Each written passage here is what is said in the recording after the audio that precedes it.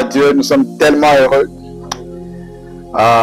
J'ai toujours aimé être assis pour écouter la parole de Dieu que d'être devant parler. Dieu est tellement merveilleux. Nous bénissons notre Dieu. Merci à Papa William pour l'adoration qu'il nous a conduit ce soir, qui est tellement merveilleux. Nous bénissons aussi Pasteur Patrick, qui est en mission. Je sais qu'il est en train de nous suivre en ce moment à travers les ondes. Nous bénissons pour cette vision que Dieu a placée en lui. Alors ce soir, nous allons continuer notre thème, la prière de notre Père. Amen. Nous sommes toujours dans ce grand thème. Nous n'allons pas le terminer. La Bible est tellement grande qu'on peut commencer depuis notre naissance jusqu'à ce que nous allons mourir. On ne finira jamais la Bible parce que Dieu est tellement immense, il est tellement grand. Comme vous le savez que Pasteur Patrick avait déjà commencé à introduire le thème qui est notre Père, qui est une prière. De cette prière, ce n'est pas une récitation, mais c'est une manière, une façon de s'adresser à notre Père, de s'adresser à Dieu. Alors, nous avons déjà parlé de plusieurs sous-thèmes ici. Le vendredi et dimanche passé, nous avons parlé que ton nom soit sanctifié. Mais aujourd'hui, nous allons continuer. Nous allons parler d'un sous-thème intitulé que ton règne vienne. Alors, je vais nous inviter à lire la parole de Dieu, toujours dans le livre de Matthieu, chapitre 6. Nous allons lire de 9e à 13e verset, afin de comprendre vous savez que c'est notre livre, c'est par là que nous sommes, c'est de là que nous vivons pour ceux qui nous sommes fidèles, ceux qui nous suivent soit en ligne, soit sur place. Alors je vais lire la parole de Dieu au nom de Jésus. Voici donc comment vous devez prier. Notre Père qui es aux cieux, que ton nom soit sanctifié, que ton règne vienne, que ta volonté soit faite sur terre comme au ciel. Donne-nous aujourd'hui notre pain quotidien. Pardonne-nous nos offenses, comme nous aussi nous pardonnons à ceux qui nous ont offensés. Ne nous induis pas en tentation, mais délivre-nous du malin, car c'est à toi qu'appartient dans tous les siècles le règne, la puissance et la gloire. Amen. Amen. J'étais en train de lire dans la version Louis II, la version que plusieurs utilisent. Alors aujourd'hui, comme je le disais, nous allons parler du sous-thème « Que ton règne vienne ». C'est dans le verset 10 de Matthieu chapitre 6, dans la première partie. Parce que dans ce verset, il y a deux parties. La première partie dit que ton règne vienne, et la deuxième partie dit que ta volonté soit faite sur terre comme au ciel. Alors, je vais commencer par une petite histoire pour commencer. Imaginez, nous sommes, quelqu'un a son jardin luxueux, plein de vie, plein de couleurs. Dans ce jardin, il est investi de mauvaises herbes dans son jardin-là, qui étouffent les belles fleurs et des légumes. Le propriétaire, désireux de voir son jardin prospérer, décide de désherber méticuleusement. C'est un travail fabuleux, un travail fatidique, mais il sait que ses efforts porteront le fruit. Amen. Le lien avec le texte de notre histoire, notre monde est un peu comme le jardin. Il est plein de potentiel, mais il est envahi par des péchés et des souffrances. Il est plein de potentiel, mais nous aspirons tous à un monde meilleur, un monde où régnera la justice, la paix, l'amour. C'est à quoi nous invite la parole de Jésus-Christ dans ce texte où il nous dit notre Père, dans cette prière, notre Père. Et dans cette prière où il nous dit que ta volonté soit faite. Car la prière du Seigneur ou la prière de notre Père, bien que plus, ce n'est pas une simple formule de reciter ou de rappeler, parce que Patrick l'avait dit, mais c'est une fenêtre ouverte sur le cœur de Dieu et sur nos propres désirs les plus profonds. En priant que ton règne vienne, nous exprimons notre désir de voir la volonté de Dieu s'accomplir sur toute la terre et au ciel. Chers frères et sœurs, aujourd'hui, nous allons explorer en profondeur l'une des prières les plus profondes qui est significative que notre Sauveur nous a enseigné dans ce livre de Matthieu, chapitre 6, verset 10. Que ton règne vienne. Car c'est notre verset de base, je le rappelle. Et cette simple phrase qui dit seulement que ton règne vienne est remplie d'une profondeur théologique et spirituelle qui mérite notre attention. En tant qu'Église, nous croyons fermement que le règne de Dieu est central et dans notre foi et notre compréhension du monde. Pour illustrer l'importance de cette prière, prenons un instant pour réfléchir à notre société actuelle. Nous vivons dans un monde où le désespoir semble souvent dominer. Les conflits, les injustices, la souffrance sont partout autour de nous. Aujourd'hui, ce soir, nous allons suivre dans les informations qu'à Béni, il y a de morts. À Goma, il y a des gens qui sont tués.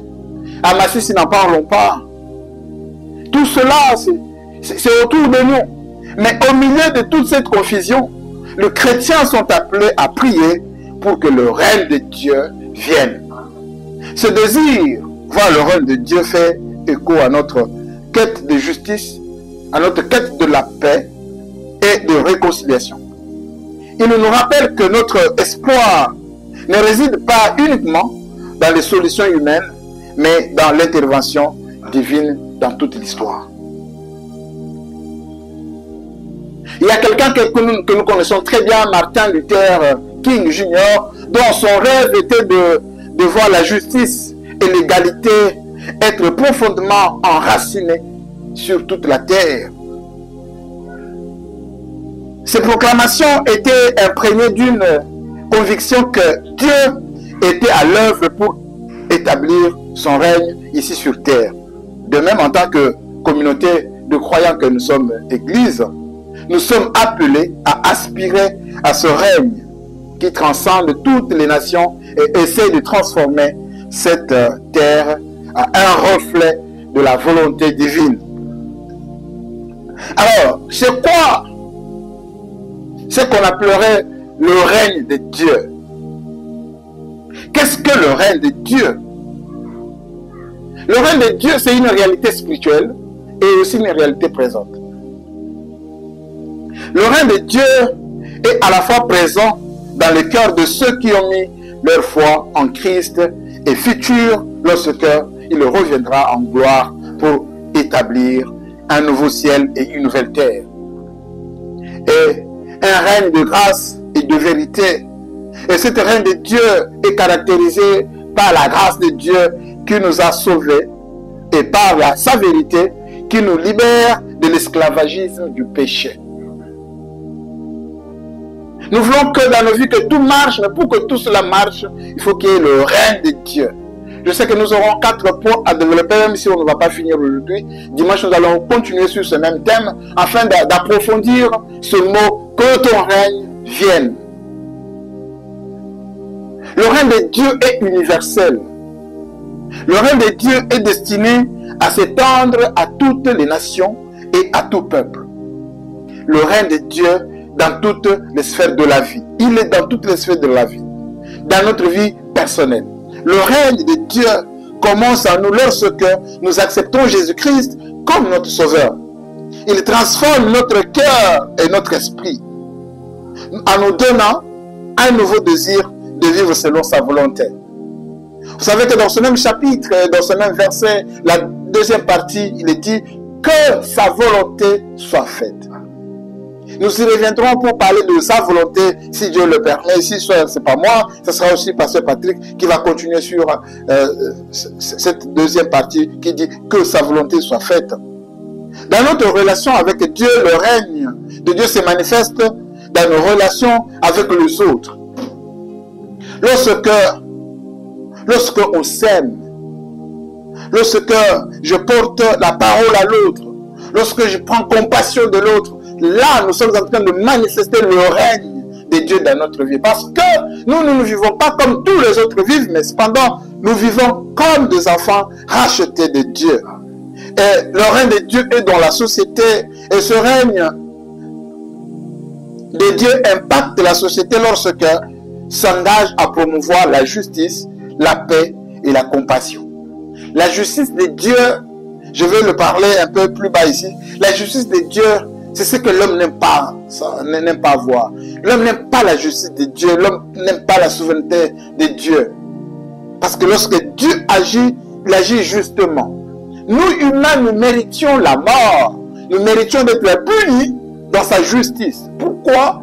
Parce que nous avons péché. Nous avons péché contre Dieu. Nous sommes écartés de lui. Nous n'avons pas obéi à toutes les promesses qu'il avait données à l'homme, à toutes les interdictions disant que tu ne mangeras pas, tu ne toucheras pas.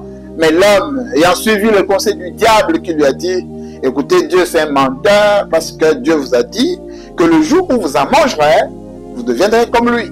L'homme étant égoïste, il a voulu prendre la place de Dieu en devenant comme Dieu, cherchant à devenir comme Dieu, l'égoïsme de l'humain. C'est ce qui a fait, c'est que le règne de Dieu s'éloigne de l'homme. L'homme n'a pas voulu que le règne de Dieu soit sur lui. L'homme a voulu se désolidariser de Dieu. Il a voulu que Dieu soit comme son concurrent, qu'il soit comme son aide, et que lui et Dieu, qu'ils soient des coopérants. Alors comment prier que ton règne vienne? C'est avec foi que nous devons prier, que son règne vienne. Nous prions avec foi, avec la conviction que Dieu exaucera notre prière. Nous prions aussi avec patience pour que le règne de Dieu soit appliqué dans notre vie. Nous comprenons que l'accomplissement du règne de Dieu prend toujours du temps. Il a dit que Jésus, en allant au ciel, il a dit, je reviendrai. Les apôtres, les disciples, ils pensaient qu'il va revenir, il va le trouver en vie. Cependant, depuis qu'il est parti, si on compte le nombre d'années, on est dans les 3000 ans passés. Parce que lorsque Christ est né, il est né probablement avant l'an 0 de notre ère. Parce qu'on avait compris que le moine qui avait donné les heures qui existaient, il avait tellement mal calculé en donnant que l'an 0 c'était la naissance de Jésus. Et pourtant, l'an 0 n'était pas la naissance de Jésus. Il est né plutôt un peu avant l'an 0. Donc, on parle parce que le roi Hérode a régné entre l'an 7 et l'an 4. Donc, son règne est fini à l'an 4. Alors que Jésus-Christ est né pendant que le roi Hérode vivait. Donc, l'an moins 4, bien sûr. Alors, son règne, et lorsque nous prions, lorsque Dieu nous dit des choses comme ça, et que nous prions, nous devons toujours avoir la patience d'attendre que cela s'accomplisse. C'est avec action, nous ne nous contentons pas de prier seulement, mais nous agissons pour faire avancer le règne de Dieu dans le monde. Lorsqu'on parle de règne de Dieu, il est crucial de comprendre que cela, qu'est-ce que cela signifie? Le règne de Dieu n'est pas simplement une réalité future, mais une réalité déjà présente dans le cœur de chaque croyant. Jésus lui-même a déclaré en disant dans Luc, chapitre 17, verset 21, il a dit, « Le royaume de Dieu est au milieu de vous. » En tant qu'Église, nous croyons que Dieu règne sur toutes choses et que ce règne se manifeste à travers plusieurs dimensions. Nous allons apprendre 4 dimensions.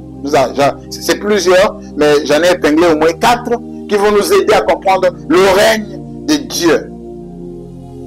La toute première dimension que je vais aborder sur le règne de Dieu, c'est le règne qui est la souveraineté de Dieu, le règne souverain de Dieu. La souveraineté de Dieu sur l'univers est inébranlable. Rien n'empêche à son contrôle. Dans le livre d'Ésaïe, chapitre 46, verset 10, Dieu déclare ceci. « Mon conseil sera debout et j'accomplirai toute ma volonté. » Le conseil de Dieu est debout et il accomplit toute sa volonté. Personne ne peut s'opposer à la volonté de Dieu. Lorsqu'il a décidé de tuer l'humanité, personne ne l'a interdit. Il a choisi une famille, la famille de Noé. Quand il avait décidé d'exterminer l'humanité, il a tué. Parce que sa volonté est au-dessus de nôtre. Cela signifie que même dans un monde troublé, nous savons que Dieu est à l'œuvre pour réaliser ses desseins. Qui peut croire que la guerre qui est dans l'est de la RDC, c'est Dieu qui est au contrôle de ça. C'est lui qui a occasionné qu'il y ait la guerre. Qui sait? Peut-être mon frère, ma soeur, tu ne sais pas. La difficulté, peut-être tu es en train de traverser un moment de turbulence. Sache que Dieu est derrière ça. C'est Dieu qui manipule, c'est Dieu qui gouverne. Pasteur Patrick l'avait rappelé autrefois, cet homme de Dieu qu'on appelait prince de l'évangile, Charles Spurgeon, c'est un prédicateur anglais. Il disait à son temps que le diable, c'est un diable de Dieu. Le diable appartient à Dieu. Le diable vit selon ce que Dieu décide. Le diable ne peut rien faire dans la vie de quelqu'un si Dieu ne l'a pas autorisé. Vous vous souvenez de cette histoire qui est aujourd'hui prêchée dans nos églises, des liens de famille et tout comme ça.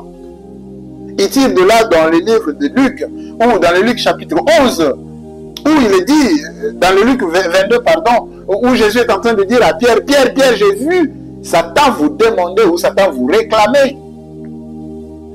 Mais certains des prédicateurs ont pris ça. Non, aux réclamations des familles, le diable te réclame.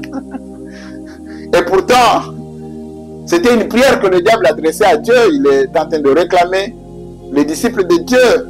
Et en le demandant, en réclamant, Dieu a écouté la prière du diable. Il a exaucé.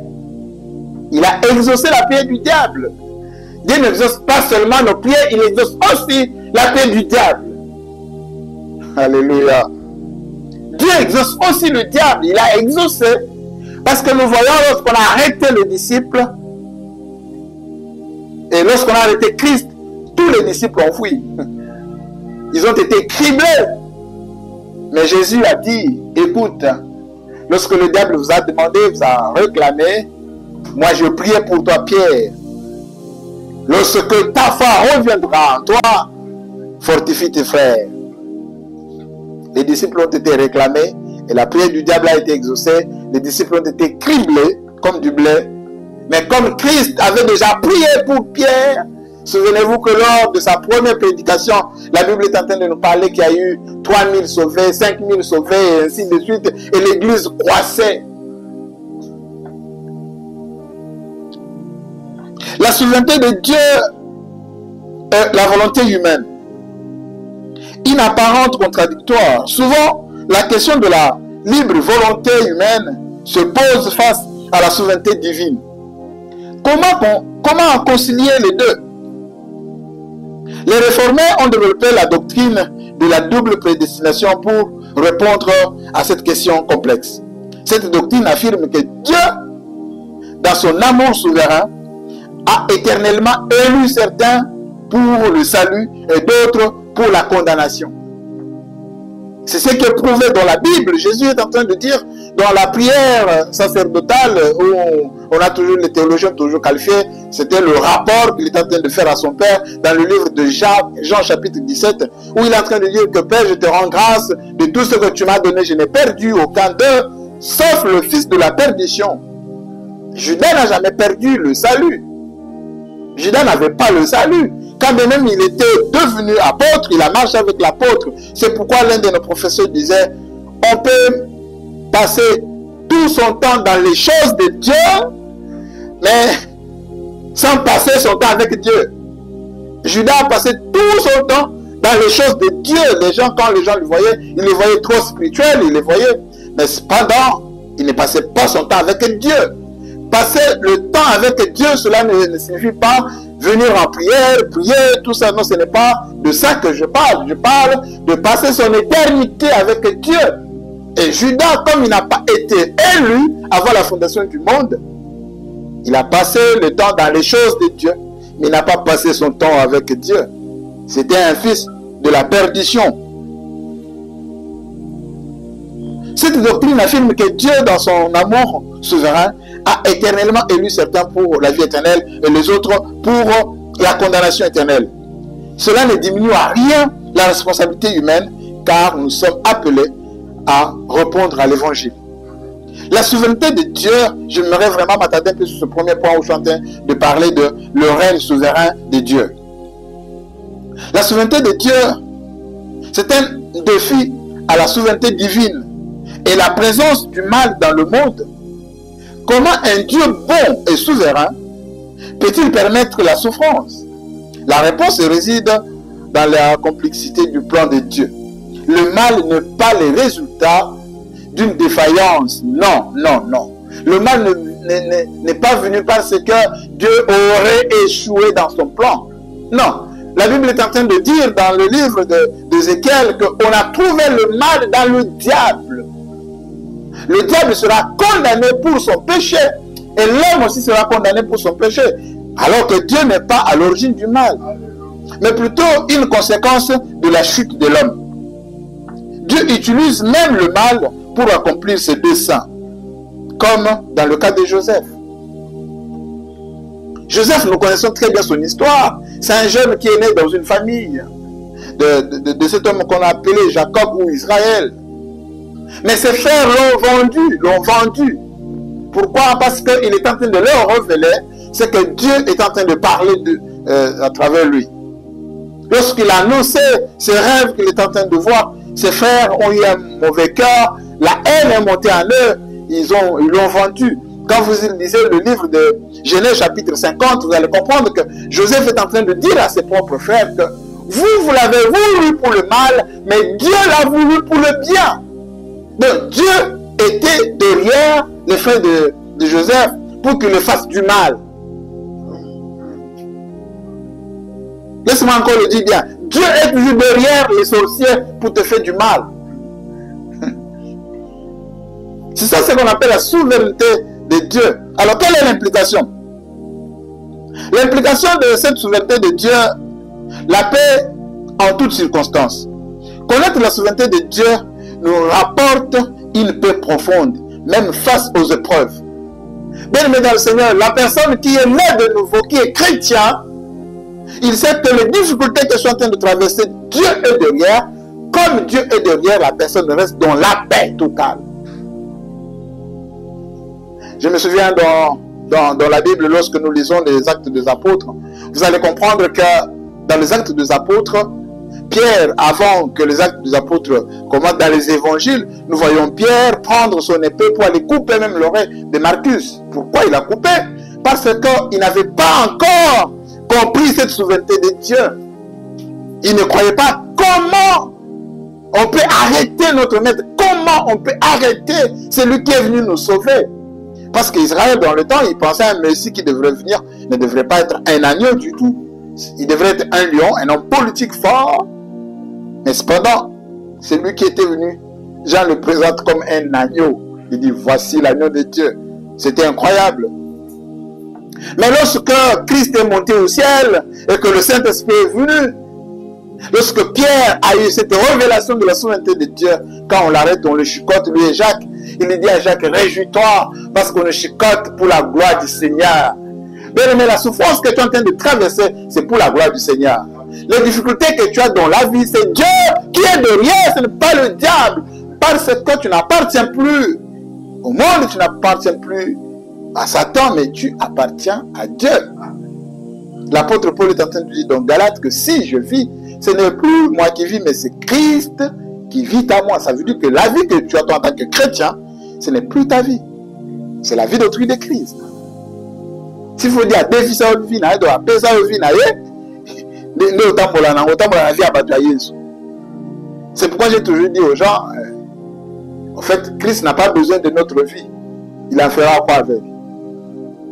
C'est pourquoi il nous recommande de crucifier notre... Il ne nous demande pas d'améliorer notre chair, mais il nous demande de le crucifier. Pourquoi? Parce que lorsque nous venons à lui, nous lui donnons ce que nous appelons notre vie adamique. Il prend cela, il crucifie ça à la croix et il nous donne sa vie. Et cette vie, c'est une vie meilleure. Et de cette vie, que ce soit les difficultés, les souffrances, les malheurs, les misères, nous croyons que c'est lui qui est derrière. Nous savons que Dieu est au contrôle et que tout ce qui nous arrive est pour notre bien et pour sa gloire. Je me rappelle une fois, j'ai fait plus ou moins 14 ans sans voir mon père biologique. Un jour, j'ai eu une mission de service, ça occasionnait que je le voie et pourtant je le voyais pour la dernière fois. Je le voyais pour la dernière fois. Et ma mère, ça faisait plus ou moins 21 ans que je ne l'avais jamais plus revu. 21 ans après, ma mère a commencé à pleurer en me voyant, j'étais célibataire. Il voit un homme barbu qui arrive. On s'est séparés trop jeune avec elle. Ma mère a commencé à pleurer. Mais j'ai eu un père formidable. Un père qui dit, non, ce n'est pas le temps de pleurer parce que Dieu savait qu'il va nous séparer et il va nous réunir un moment au temps voulu. Et ce temps-là, c'est ce temps ici. Alors ne pleure pas. Il faut se réjouir par contre, parce que si ce n'était pas la volonté de Dieu, on ne le verrait même pas. Quelques jours après, il me dit, bon, peut-être la voix que tu es en train d'attendre là, c'est la dernière fois que tu l'entends et je pense que je dois aller me reposer. 30 minutes après, il est décédé. Et quand il est décédé, j'ai dit, gloire à toi Seigneur. Je n'ai jamais organisé un deuil parce que c'était sa volonté. Il dit, lorsque je mourrai, ne me mettez pas à la morgue, n'organisez pas de deuil pour moi parce que je pars me reposer. Je travaillais longtemps pour Dieu. Je vais me reposer. Quand quelqu'un reconnaît la souveraineté de Dieu, il sait que derrière ma mort, ce n'est pas le diable, ce n'est pas le démon, c'est Dieu qui me veut. C'est Dieu qui veut. Je me souviens toujours de cette situation qui m'est arrivée moi-même dans la vie. Nous vivons tous à Kinshasa, nous connaissons pour ceux qui sont ici à Kinshasa, et que tu es à Kinshasa, tu es locataire. Bon, maintenant tu perds le travail. Tu as une femme, tu as des enfants. Tu n'as ni frère ni sœur qui est le plus élevé, mais tu dois les nourrir. Tu dois nourrir la famille, tu dois accomplir le devoir d'un père pendant une année. Dans cette ville, quelle souffrance, quelle souffrance. Mais cependant, dans cette difficulté, je n'ai jamais abandonné de servir le Seigneur. Dieu va aller me donner un verset qui est resté collé dans ma tête jusqu'à aujourd'hui, 22 versets seulement, dans le livre de Deutéronome chapitre 8. Il est en train de dire, Dieu est en train de dire, n'est-ce pas moi l'Éternel qui a voulu que tu traverses le désert? N'est-ce pas moi l'Éternel qui t'a nourri pendant le désert? N'est-ce pas moi l'Éternel qui a accepté que tu t'habilles d'un seul habit pendant 40 années? N'est-ce pas moi l'Éternel qui t'a donné des sandales pendant 40 années dans le désert? Et pourtant en quittant l'Égypte jusqu'en Israël, ce n'est que quelques heures. Mais ces gens ont fait 40 années. Dieu était derrière ça.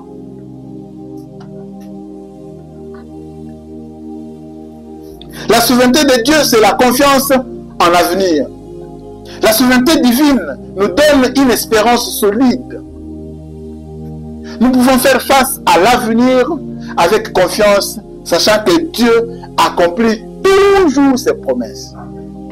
Lorsque Dieu te promet, il accomplira. Il est en train de dire dans le livre Habakkuk que même si la promesse tarde, garde le silence, car ça s'accomplira. Certainement, ça s'accomplira. Nous avons un Dieu qui est un Père responsable. Ce n'est pas un Dieu où nous devons aller le réchauffer dans nos prières. C'est pourquoi la prière de notre Père, c'est une manière de savoir comment prier. Ce n'est pas une récitation que nous devons réciter notre Père qui est aux cieux, que ton nom soit sanctifié. Non, ce n'est pas une récitation, mais c'est une manière de savoir comment nous devons prier. Reconnaître la souveraineté de Dieu nous conduit à l'humanité. Nous réalisons que nous ne sommes rien sans lui et que tout ce que nous avons vient de lui. Celui qui reconnaît la souveraineté de Dieu, il sait que la femme que j'ai, je ne l'ai pas épousée par mes efforts ou par ma beauté. Les enfants que j'ai, je ne les ai pas eus parce que je suis un homme fort ou je suis une femme belle. Et que le travail que j'ai, ce n'est pas parce que je suis l'homme le plus intelligent que les autres. Et que la maison ou la parcelle que j'ai achetée, ce n'est pas parce que moi je suis l'homme le plus riche. Non. Tout vient de Dieu. La souveraineté de Dieu, c'est reconnaître que tout vient de Dieu. Je vais citer un livre, d'ailleurs, c'est quelques versets que je vais nous donner pour lire après, avant de finir ce premier point. La Bible est en train de dire dans Ephésiens chapitre 1, verset 11 en disant: en lui nous avons aussi été appelés selon le dessein de celui qui opère toutes choses conformément à la volonté de son conseil. Dieu est en train de dire que tout ce qui se passe, c'est la volonté de son conseil à lui. Tout ce que son cœur lui dit là, c'est ce qu'il fait. Si son cœur lui dit de te tuer, il te tue. Mais laissez-moi ouvrir un peu cette parenthèse. Vous expliquer que l'exaucement à la prière a toujours eu deux dimensions. Soit Dieu t'exauce comme un jugement, soit il t'exauce comme une bénédiction. C'est dans le cas de la prière d'Ézéchias. Dieu lui dit: Ézéchias, tu dois mourir. Mais Ézéchias dit: ah Seigneur,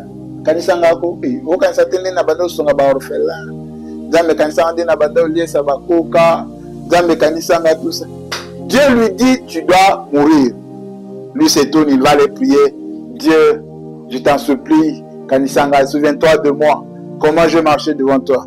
Ok, Dieu envoie le prophète, va lui dire que je lui accorde 15 ans. La majorité des prédicateurs s'arrêtent là. Prière, Ézéchias, 15 ans. 15 ans. Très bien. Ok. Mais, cher prédicateur, pourquoi tu ne nous dis pas la suite? Après les 15 années, la Bible dit, Ézéchias a demandé: Seigneur, il était mieux que je meure. Dieu avait exaucé sa prière en l'accordant 15 ans. Mais cependant, la Bible est en train de nous montrer qu'il a souffert, pas seulement lui, ses enfants. Pas seulement ses enfants, mais ses arrière-enfants. Jusqu'à sa 3e génération. Ils ont souffert à cause d'une petite prière de Dieu, souviens-toi de moi.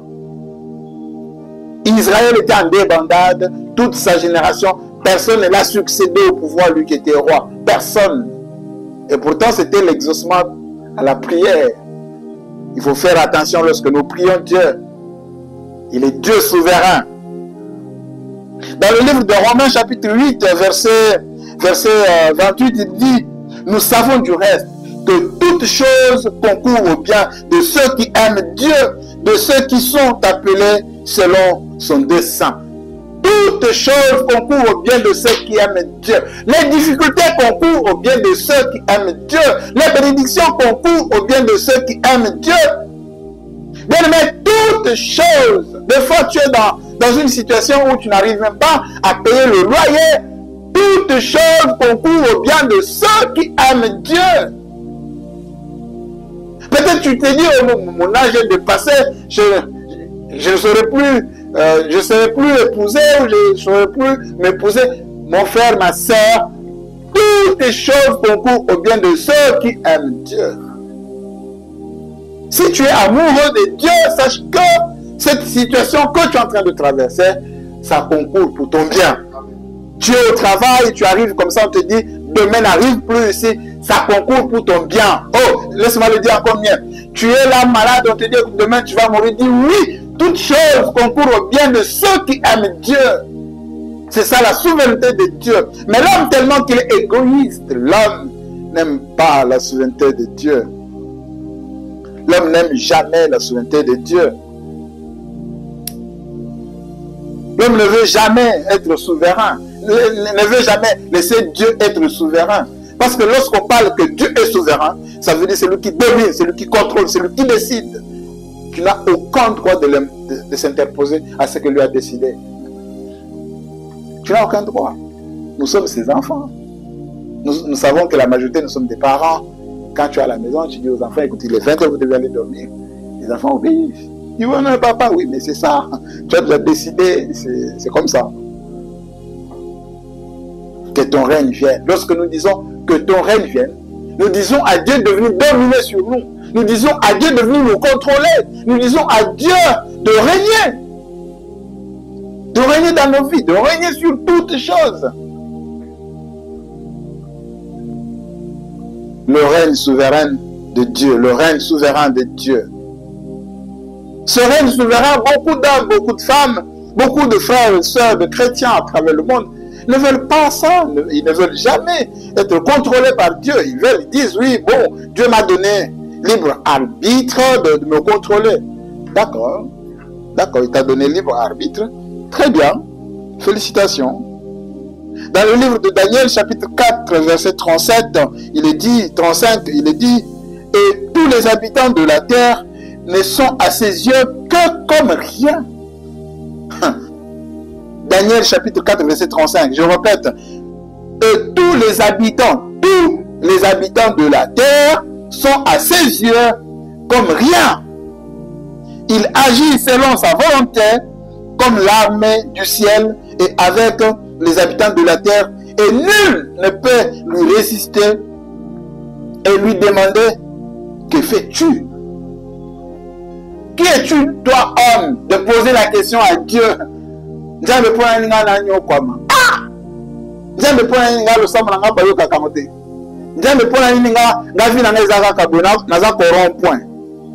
es-tu, toi, humain, de poser à Dieu cette question? Car la Bible nous dit, nous sommes à ses yeux comme rien, comme nous n'existons pas. Il est souverain. C'est à ça. Un chrétien qui arrive à cette dimension, celui-là, c'est un enfant de Dieu. C'est lorsqu'on arrive dans de telles situations qu'on se rend compte qu'on est enfant de Dieu. Lorsqu'on voit que tu es en train de perdre ton enfant, il est en train de mourir, tu dis oui, gloire à Dieu, parce que ça, si ce n'était pas la main de Dieu, je n'allais pas perdre mon enfant.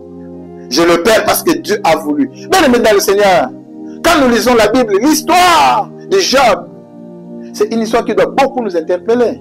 Regardez cette histoire, Job n'avait pas commis de péché. C'est pourquoi il y a certaines chansons, moi, j'ai du mal à les écouter. J'ai vraiment du mal à les écouter. Non, entre guillemets, ce sont des chansons chantées pour Dieu, mais en réalité, ce ne sont pas des chansons chantées pour Dieu, parce que ce ne sont pas des chansons qui parlent de la souveraineté de Dieu. Job n'a jamais ouvert des portes pour souffrir. Il n'a jamais péché. La Bible nous recommande. C'était un homme pieux. C'est Dieu qui le témoigne. As-tu vu mon fidèle serviteur Job? C'est Dieu qui commence l'histoire. Il dit à Satan, est-ce que tu l'as vu? Je t'autorise d'aller le toucher. Mais cependant, son cœur, tu ne touches pas à sa vie. Fais tout ce que tu veux.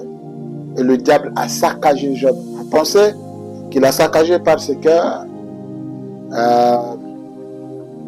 Job avait péché? Non. Parce que Dieu a décidé que Job souffre.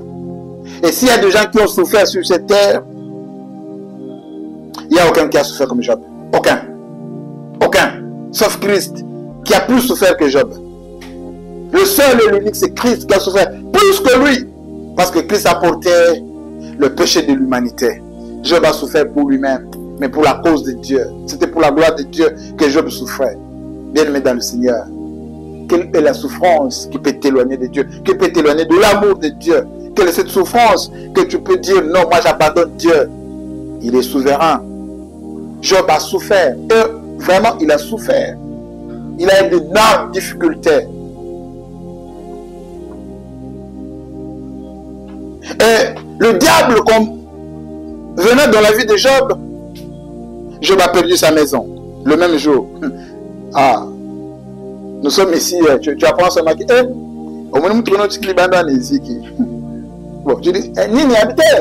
Nous trouvons qu'à rater, mais et pas même ça ni mourir ça. Et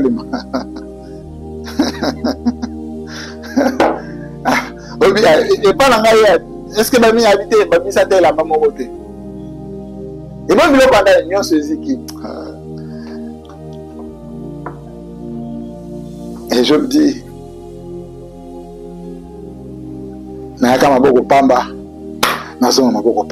waouh, quelle foi, oh Dieu, donne-moi cette foi. Lorsque je serai dans la vallée de Bacta, Seigneur, que je dise que tout est pour ta gloire. Bien-aimé dans le Seigneur, cet homme a souffert. Ce n'était pas seulement ses enfants qui mouraient, mais ses maisons, mais sa richesse, ses bétails, tout ce qu'il avait, il s'est retrouvé, comme on dit chez nous, Maïbobo, Chege, à Balabala.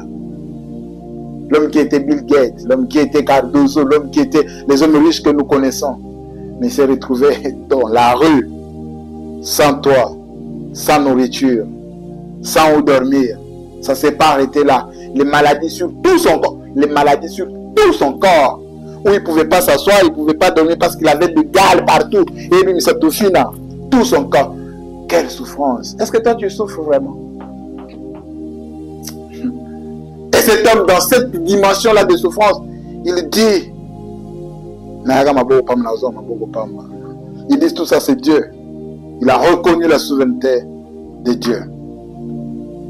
Deuxième point, je pense pas que je vais le finir, parce que j'avais dit que j'ai étayé le règne de Dieu dans quatre petits points. On a parlé, le premier point, c'est le règne souverain de Dieu. Maintenant, c'est le règne de la grâce. Notre vie personnelle, le règne de Dieu se manifeste par sa grâce. Lorsque nous acceptons Christ comme notre Seigneur et Sauveur, nous devenons des participants à ce règne spirituel, comme Paul l'exprime dans Romains chapitre 14, verset 17, il dit, car le royaume de Dieu n'est pas une affaire de nourriture et de boissons, mais de justice, de paix, de joie par le Saint-Esprit. C'est cette grâce que nous avons rencontrée, la justice de Dieu. Cette justice se manifeste lorsque nous commettons des péchés. Dieu nous punit. C'est ça la justice de Dieu. Là, il agit justement. Mais nous refusons la justice de Dieu. Nous disons, ah, quand quelqu'un te fait du mal, tu dis, c'est là, justice est un dame des amis. Mais tu oublies que Dieu peut agir sa justice sur toi. L'apôtre est en train de dire que le royaume de Dieu ne consiste pas seulement à la nourriture seulement, ni à la boisson. Ça veut dire ni de manger, ni de boire, non.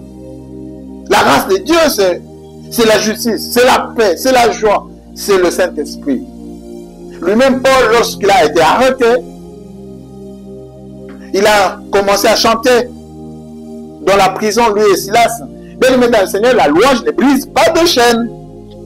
Ah là, je choque quelqu'un peut-être. La louange ne brise pas de chaîne du tout. Ça n'avait brisé aucune chaîne. Ils étaient en prison en train d'adorer, de chanter Dieu parce qu'ils étaient en prison. Ils étaient en train de se réjouir parce qu'ils étaient en prison. Pourquoi ils sont partis en prison? Ils étaient arrêtés parce qu'ils annonçaient l'évangile. Et ils se réjouissaient d'être arrêtés et mis en prison à cause de Christ. Voilà pourquoi ils se réjouissaient. Ils chantaient. Et lorsque Dieu a vu que ces gens qui sont en prison en train de chanter, il est descendu. Il a brisé les portes. C'est Dieu qui a brisé, ce n'était pas la louange. C'est pourquoi j'ai dit la louange n'a pas brisé de chaîne. Dieu a envoyé son ange qui a brisé les portes, qui a brisé les chaînes qui les liaient. Pour preuve, ces gens n'ont pas fui. Ils sont restés en prison. Les chefs qui sont venus les libérer la nuit disent non, vous nous avez arrêtés pendant la journée. Vous avez dit nous avons créé le trouble. Alors, si vous voulez nous libérer, pas la nuit. Attendez la journée pour nous libérer. Ils sont restés en prison. Donc la louange ne brise pas de chaîne. Ce n'était pas pour briser de chaîne. C'était un enseignement. Parce que l'objectif derrière, c'était pour sauver le geôlier et toute sa famille qui ont cru et être baptisés. C'était ça l'objectif. Pourquoi Dieu les avait amenés en prison. Tu ne sais pas pourquoi Dieu t'amène dans cette difficulté. Tu ne sais pas pourquoi Dieu t'amène sur cette place-là. Tu ne sais pas le pourquoi. Dieu est toujours derrière chaque chose. S'il faut définir un peu la grâce est l'amour inconditionnel et gratuit de Dieu envers l'humanité pécheresse. Lorsque nous avons péché, Dieu était loin de nous parce que la Bible dit tous ont péché, ils sont privés, ils ne sont pas privés de l'argent. Ils ne sont pas privés des voitures. Ils ne sont pas privés de mariage. Mais tous ont péché, sont privés de Dieu. Ils sont privés de la grâce de Dieu. C'est-à-dire, ils sont privés de Dieu. Quand on pêche, on est privé de Dieu. Lorsque l'homme a péché dans les années dedans, il a été privé du règne de Dieu. Il a été privé de Dieu. C'est pourquoi la grâce est venue. Et la Bible est en train de nous dire d'ailleurs que Adam trouva grâce aux yeux de l'Éternel. Parce que si vous remarquez l'histoire, dans la méta-narrative qui est racontée dans la Bible n'a pas plusieurs histoires. La Bible n'a qu'une seule histoire d'un père et son fils. Point. C'est ça l'histoire qui est dans la Bible. La Bible n'est pas la collection des histoires de Job, de Daniel, de Moïse, de Joseph, d'Israël, de David, de Goliath. Non, ce n'est pas ça, Ruth de famille. Non, ce n'est pas ça, tu es Joseph de famille. La Bible ne contient pas des histoires des humains. La Bible contient une seule histoire d'un père et son fils qui nous raconte sa vie. Les Moïse et les autres, ce sont des figurants qui participent à cette histoire qui est merveilleuse, l'histoire de la rédemption. La grâce est un don qui nous est offert par Jésus-Christ à la croix. Les œuvres de la grâce, c'est quoi? Quelles sont les œuvres de la grâce? La grâce se manifeste de multiples façons dans la vie du croyant. La régénération, ce que nous appelons la nouvelle naissance. Lorsqu'on est né, nous naissons avec nos liens de famille. Des grands-pères, des arrière-grands-pères, des arrière jusqu'à Adam. Nous naissons avec ça. Mais lorsque nous croyons en Jésus-Christ et que nous naissons en Christ, nous devenons une nouvelle créature, bien-aimés dans le Seigneur. Nous n'avons plus notre ancienne vie. Tout est passé. Tout passe. Exemple, on a bilangana masangu, oloni masangu. Les masangu que tu as oloni wana.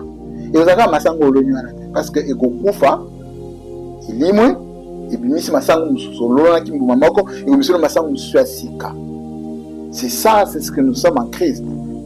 Quand je suis né en Christ, baptisé, le baptême ne sauve pas, mais le baptême, c'est un témoignage qui, pas pour moi, mais le témoignage aux autres, que désormais, j'appartiens à Christ. Je témoigne publiquement que moi, j'appartiens à Christ. Dès que tu le témoignes comme ça, tu es devenu une nouvelle créature. Ça veut dire que tu n'as plus de lien de famille. Tu n'en as plus. Si les autres prêchent que vous avez des liens de famille, prêchez-le. Ayez des liens de famille. Pourquoi? Parce que vous n'êtes pas encore né de nouveau. Celui qui est né de nouveau n'a pas de lien de famille. Il n'y a pas une deuxième délivrance après. Quand on est né de nouveau, on est totalement délivré de tout ce qui t'empêchait de t'appeler enfant de Dieu. Il n'y a plus d'autres prières. Quand tu crois en Jésus-Christ, moi je ne peux plus prier pour toi, pour te délivrer des autres démons. Non, ça veut dire que Christ n'a pas fait son travail, alors moi je dois le faire à ta place. Non. Tu crois, on prie pour toi, on te baptise, tu es totalement délivré de tout. Parce que tu n'es plus ce que tu étais hier, tu es devenu une nouvelle créature. Les œuvres de la grâce, je disais, c'est la nouvelle naissance. La justification, c'est-à-dire la déclaration juste devant Dieu. Tu déclares que moi je t'appartiens, je deviens ton enfant. C'est la sanctification. Le processus d'être mis à part par Dieu. La sanctification, c'est ce processus où chaque jour, nous battons nos corps, pas pour pécher, mais nous tombons dans le péché, bien sûr. Mais Dieu, par son amour, il nous amène petit à petit à nous transformer à son image. La Bible dit, c'est lui qui a commencé cette œuvre en vous, arrivera à sa perfection. Donc, le Saint-Esprit fait ce travail. Petit à petit, il est en train de nous amener jusqu'à atteindre la stature parfaite de Jésus-Christ. La grâce et les œuvres, c'était un malentendu fréquent et de penser que la grâce minimise l'importance des bonnes œuvres. Au contraire, la grâce nous motive à produire des bonnes œuvres, mais ces œuvres sont les fruits de la foi et non de la cause du salut. Si moi j'ai fait des bonnes œuvres, si moi je me prive de ne pas voler, de ne pas piller, de ne pas faire ceci ou cela, ce n'est pas à cause du salut, non. Ce sont les fruits de la grâce que moi je rencontrais. Je ne le fais pas pour te récompenser, parce que notre récompense, nous l'avons déjà. Nous avons été élus avant la fondation du monde, dit la parole du Seigneur. Bien-aimés dans le Seigneur, nous sommes en train de comprendre que le règne de Dieu n'implique pas seulement notre vie ici sur cette terre, mais le règne de Dieu est aussi dans notre vie sociale, il est aussi à travers nos frères, nos sœurs et tout le reste. Et le règne de Dieu est tellement important dans notre vie. Et le règne de Dieu est tellement important dans ce que nous faisons, dans nos familles. Nous devons implorer, demander que son règne vienne. Lorsque nous laissons Dieu régner sur nous, nous sommes un peuple heureux. Pourquoi? Parce que nous connaissons que Dieu est notre roi. C'est ce qu'il a dit à Israël. Ne vous conformez pas à d'autres nations, mais vous laissez moi Dieu vous conduire. Israël n'a pas voulu ça. Et la majorité d'entre nous ne veulent pas ça. Ils agissent de la même manière que le peuple d'Israël. Ils ne veulent pas laisser leur vie être conduite par Dieu. Ils ne laissent pas Dieu conduire leur vie. Mais ils veulent qu'ils conduisent leur vie ensemble avec Dieu. Non. Un chrétien laisse Dieu conduire sa vie. Un chrétien s'abandonne à Dieu. Il se laisse conduire à Dieu. Je n'ai pas fini le deuxième point. Vu le temps qui est en train de partir, je pense que nous devons nous arrêter ici. Et nous allons continuer ce deuxième point.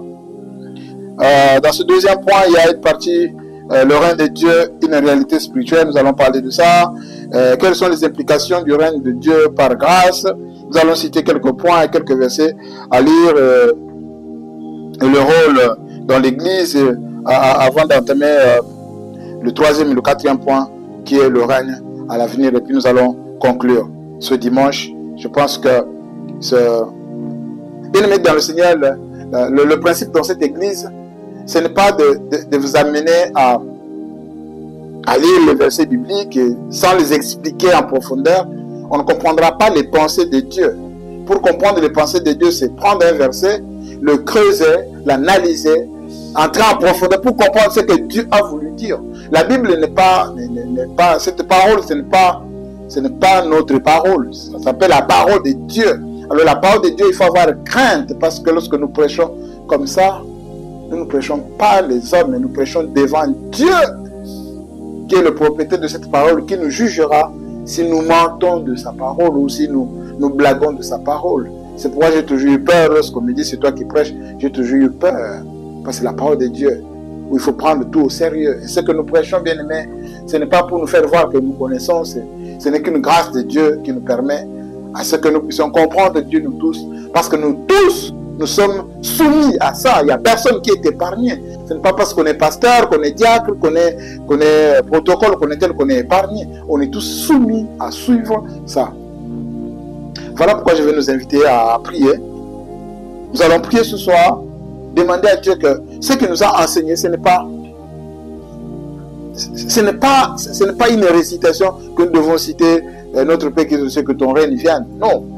Mais c'est une manière qui nous a enseigné comment devons-nous prier, comment devons-nous parler, comme à notre Père. Dès l'introduction, Pasteur Patrick nous a montré que prier à Dieu, c'est bien, mais lorsque nous prions, nous parlons à notre Père. Et lorsqu'on parle à son Père, on est convaincu que mon Père est capable de m'exaucer, que mon Père est capable de me donner ce que je cherche. Nous devons lever nos voix ce soir pour dire que son règne vienne et que son règne règne dans nos vies et que le règne de Dieu soit primordial dans nos familles et que le règne de Dieu soit dans tout ce que nous faisons. Est-ce que nous pouvons lever nos voix prier? Est-ce que nous pouvons prier le Seigneur? Merci. Notre Dieu, nous te sommes infiniment reconnaissants, Seigneur, de ta parole que tu nous as enseignée ce soir. Oh Père, oh tu nous as parlé. Tu nous as montré, Seigneur, combien nous devons être soumis à toi, soumis à ta volonté, soumis, Seigneur, à ta souveraineté.